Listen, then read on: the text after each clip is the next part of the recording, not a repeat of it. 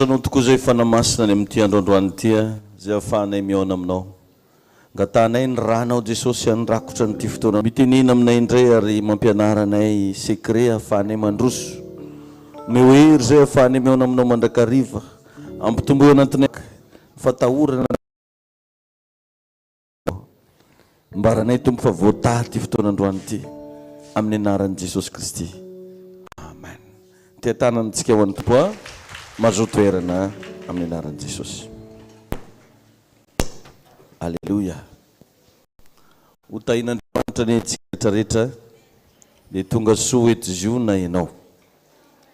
Somary tonono amin'ny akaikinao hoe fiadanan'ny tompo hoe anapaka amin'ny fiainanao hoe. Mba ataovy regny ny androany hotahin'Andriamanitra manokana ny ianao. Alleluia. Tahin'i Jesosy tsika jiaby ho an'ny neny androany amin'ny anniversaire anazy dia hotahin'ny tompo koa izy ny amin'izay fahasoavana zay.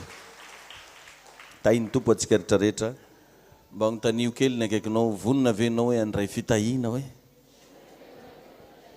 Tahin'i Jesosy anenao. Fa androany tsika dia ikoragna secret anankiray hoe inona ny antony ilagna ny ady. Maninona hoe? Misy ilagna anazy zany ianao le mandalo zavatra sarotra regny agnisan'ny fitaizan'Andriamanitra antsika izy regny. Mahatonga anao hitombo, mahatonga anao hanagna fatakarana, mahatonga anao mba ho matotra ara-panahy. Hitanao ny zaza madinika izy koa fa gâté loatra lasa ratsy taiza. Fa ny zaza anankiray zay niaigna tagnatina fasahiragnana, nitezaigna tagnatina lalagna somary sarotsarotra, matetika regny mahazo ny raha. Rehefa matetika même école ny zanaky ny mpanan-karena sy ny zanak'olo sahira, fa ny zanaky ny mpanan-karena tsy maintsy atery. Fa ny zanak'olo sahira izy mijekijeka mba nitragnon'olo igny tonga dia ampianarana. Tsy matatra mipita lalana, fa zanakanao maventy be io mbola matatra mipita lalana. Pitany ary. Tanao ohatrany hoe misy akingan-tsaina tsy hainao magnazava azy zany agnatin'ny ny antony satria niatrika olana izy. Ka ao anatin'ny fiatrianao olana mila mamantatra tsara ianao inona moa le olana.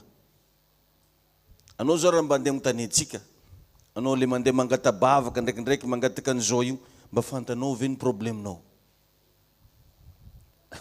Izy ka mba antaniagna anao zany zao, ino moa tegna probleminao io. Zay agnisan'ny question napetraka Andriamanitra, napetraka Jesosy tamin'ny Lazarosy. Rehefa niona tamin'ny Lazarosy, Jesosy dia ozy azafady, rehefa niona tamin'ny Bartimeo jamba Jesosy. Dia hoy Jesosy mantsy an'i Bartimeo